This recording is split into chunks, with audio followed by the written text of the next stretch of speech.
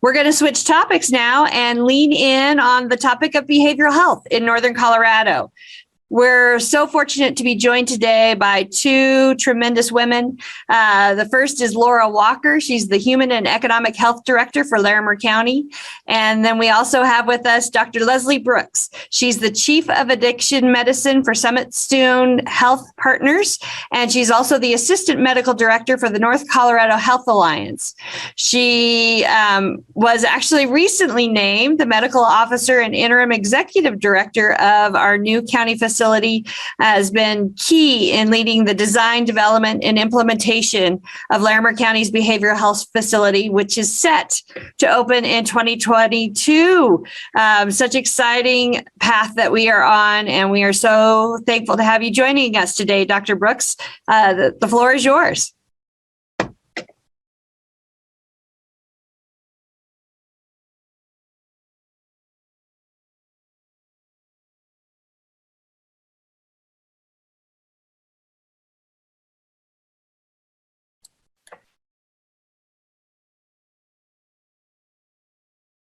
So Dr. Brooks is having a little bit of audio. Now? Here she is. There we go. She is. Go for it, Dr. Brooks. I consider it my personal job to make the first Zoom faux pas. So mission accomplished. Sorry about that. Thank you. Again, my name is Lesley Brooks, and thank you so very much for having me today. I can't tell you how thrilled I am to address you today, and how humbled I am to follow that incredible message by Dr. Wong. Dr. Wong, thank you so much for giving voice and structure and energy to this thing that we are all trying to do. So with that, I will share my screen and hope that you all can see it. Is that a yes? Awesome. All right. So really briefly, between myself and Laura, we hope to give you an overview of what is happening in Northern Colorado and what's on the horizon for us in behavioral health. So I thought I would go through the crisis that we are in right now in brief, because many of us hear about it. It's tough to not hear about it, but I hope to also share with you some good news, what's new and what's coming, and step through some exciting changes for us. Everyone knows, everyone has probably seen this data or slide in some way, shape, or form. We are in the worst overdose crisis we have ever experienced in this country, driven largely by opioids and synthetic opioids. 93,000 people dead of drug overdoses in 2020. 69,000 of them related to opioids, and about 59-ish thousand related to synthetic opioids, mostly fentanyls. This increase represents about a 30% increase in drug overdoses. Again, we are in a crisis, the worst overdose epidemic we have had in this country. This is showing up in all facets of our healthcare system. With this is a little bit older data, with pregnant women showing up with opioid use disorder at delivery and hospitalization, with a 333% increase between 1999 and 2014. This is hitting our communities of color really hard. That 2000 data around overdose deaths also represents significant increases among our communities of color. And you can see from this graph that there are increases all over, which drives the almost 30,000, 20,000 number increase in overdoses. But you can see that among our Black, Hispanic, and American Indian populations, that the overdoses are significant over the previous years. This is happening in Colorado, where we have also experienced a 46.8% increase in the first 8 months of 2020. And we can see the disparities in deaths happening in Colorado as well, where we saw a 16.6% rate in 2019 among our white population, a 19% increase among our Hispanic population, and a 25% increase among our Black or African American population. In our counties, this trend continues of increases in overdose deaths. This is Larimer and Weld County combined. I think it's useful for us to think of our region because we have a lot of cross traffic, and this is just the trend in overdose deaths due to any drug between in our northern Colorado region from 2000 to 2020. Relatedly, suicide is also increasing among our populations. Deaths by suicide in Colorado have always been above the national average, and you can see here that the circles are deaths in Colorado, and the squares are deaths across the country. And you can see that Colorado has a suicide rate that is higher than the national average. This disparity in race and ethnicity persists in our suicide rates, and it's particularly stark among our teenagers and young adults, where suicide deaths have increased more than 45% for Black Americans and about 40% for Asian Americans. So that was a really, really quick dive into some really, really troubling data that we are seeing across our country related to the pandemic and seeing in our state and in our communities. With all of that doom and gloom, there is good news. There is good news. We are working to. I want to use Dr. Wong's words here because it just so resonated with me. We are working to make it easier for people to get what they need when they need it and at a cost that makes sense for them. We are working really hard to make sure that we take an equity lens and an equity focus to the work that we are doing. And I want to talk just briefly about the new facility, the new county facility, the Behavioral Health Services Facility, which should get a new name here soon. And Laura will talk a little bit more about that after I stop rambling on. But this is a rendering of the new facility, which will be located at Trilby and Taft. And under that roof, we will have 6 levels of service. What we are trying to do in this new facility is almost unprecedented. There are probably only about 6 or 7 other facilities in the country doing this work and trying to take a new approach to behavioral health services and how we deliver those services. Under one roof, we will have behavioral health triage and a bridge clinic, where we will try and hang on to people for a little while as they step down out of these levels of care before they are ready to sort of warm handoff into the community. We'll have 8 exam rooms in that area. We will have a behavioral health observation where we will see children and adolescents, and we will have 8 recliners there. We will have 32 beds of withdrawal management. We know that most commonly as detox. We will have a more therapeutic and social work driven level of withdrawal management of 16 beds, and we will have a more medical driven by doctors and providers and nurses, also known as medical detox. We will have 16 beds of that.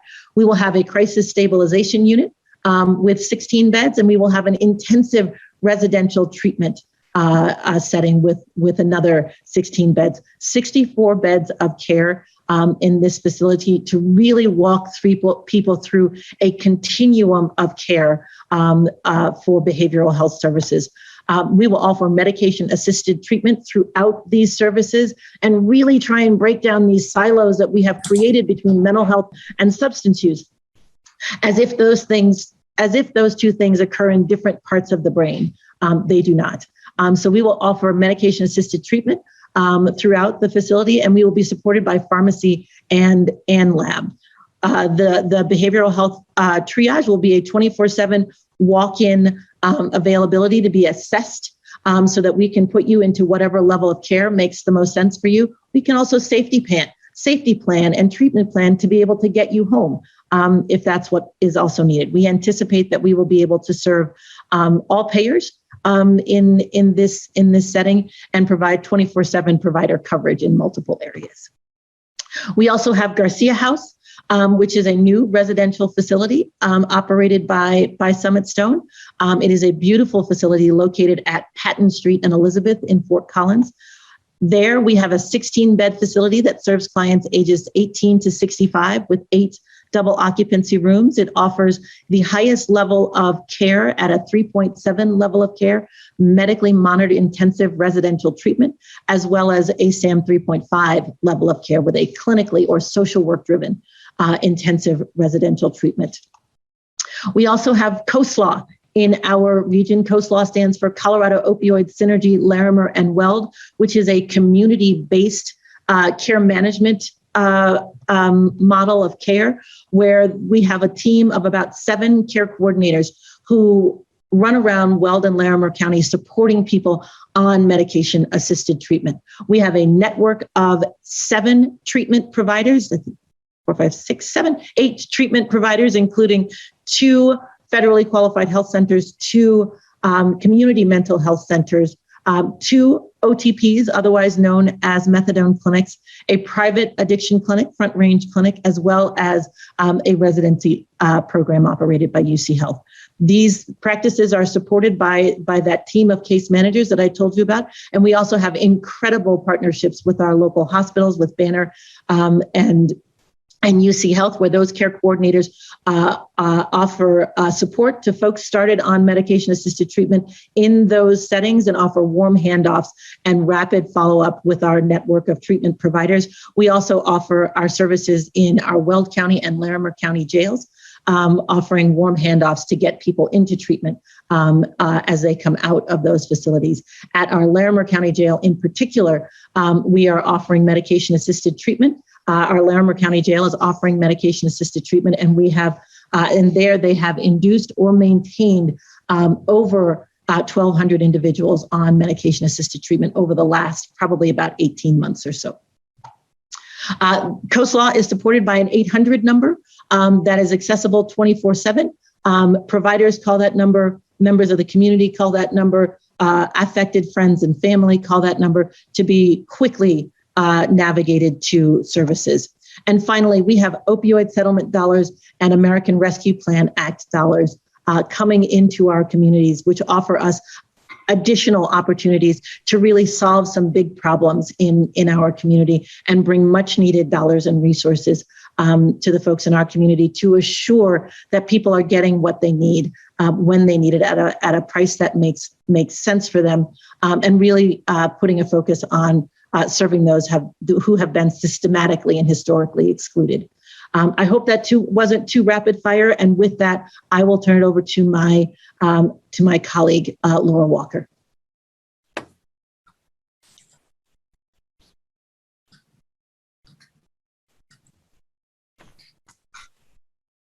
Thank you, Dr. Brooks. While the data was crushing to see, it's incredibly powerful to see the path that we are on as a larger community, thanks to your leadership and the leadership of the county. As Dr. Brooks noted, our next speaker is then Laura Walker. Laura is the Health and Economic Health Director for Larimer County, and she's going to dive just a little bit deeper into the new behavioral health services facility.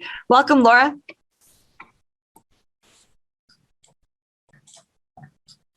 Good morning, everyone. So I'm going to share my screen.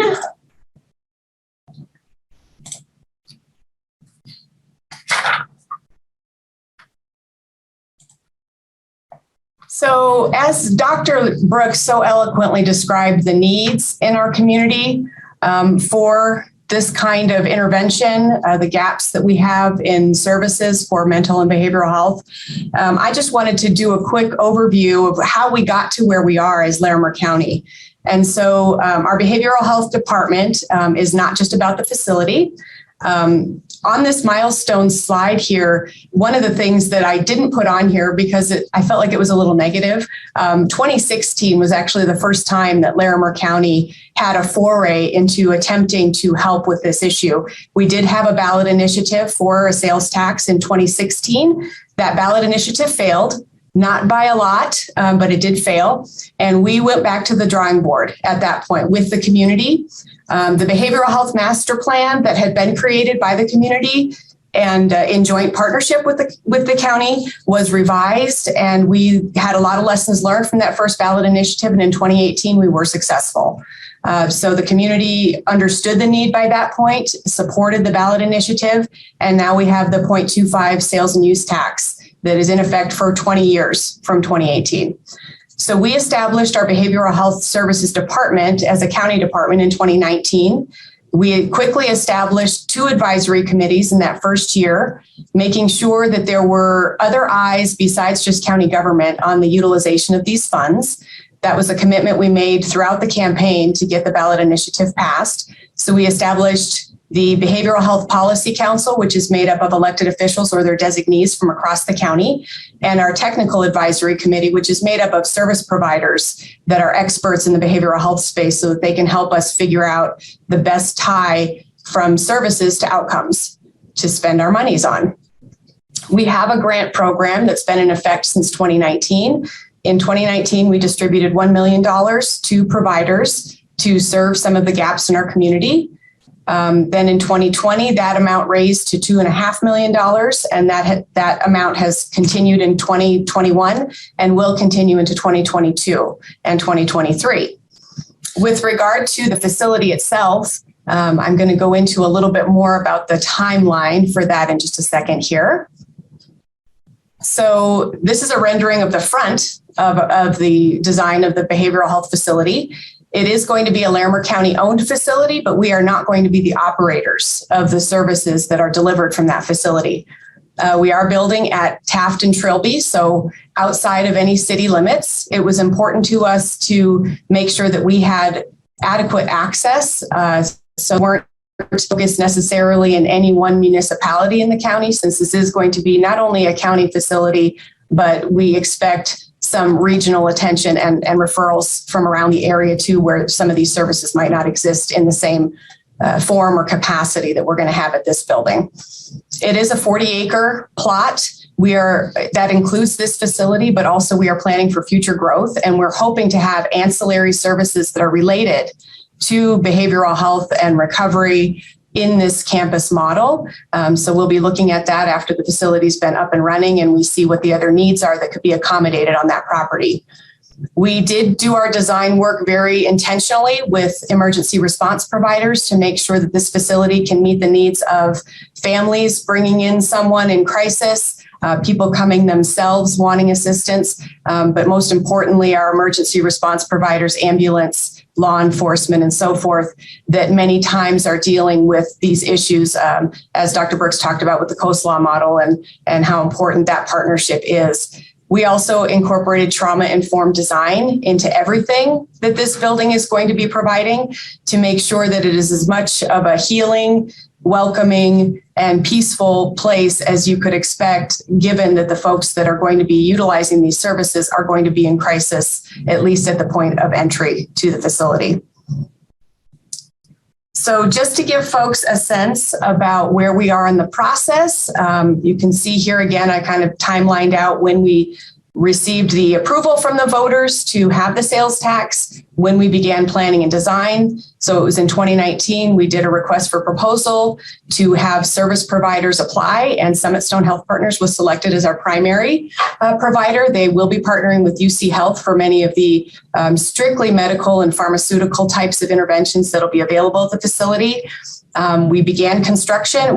We will begin construction in December of this year. And you can see here, we're going to continue to involve the community as we proceed with our construction and make sure that we have staffing programs established early enough so that SummitStone, with an expansion of probably 150 to 200 more employees at this facility, we want to make sure that there's enough of a runway so that those folks are ready when the doors open in 2023 to deliver these services. So I can't tell you how pleased we are as the county entity to be able to support this initiative. The leadership role that we've been able to take has been thrilling for me to know that these community gaps are soon to be mitigated. We are trying to be realistic about what we can deliver. I'd love to be all things to all people, but I know that this facility and the work that's going to be done there is going to make a significant impact on the behavioral and mental health of our community. Thank you. Fantastic. Thank you so much for that deep dive, and appreciate the insight. It's an exciting time in Larimer County and Northern Colorado when it comes to taking on this issue that is absolutely impacting our employers, their employees, and our families here across Larimer County. We're just about ready to jump into the final segment of our day today. And before we do that, we once again want to spotlight and showcase one of our gold sponsors, Columbine Health. Join me in learning just a little bit more about Columbine Health Systems. It matters that we care. Columbine Health Systems.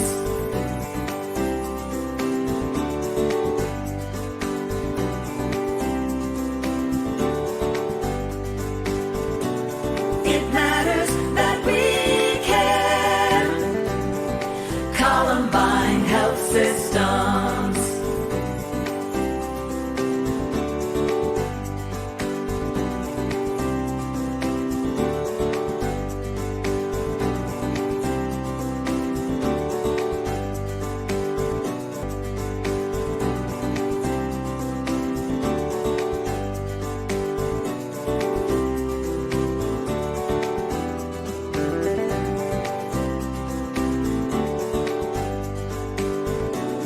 It matters that we care. Columbine Health Systems. One. Again, thank you to Columbine Health Systems for being a sponsor of today's event. We couldn't produce these amazing educational and insightful conversations without supporters like Columbine Health.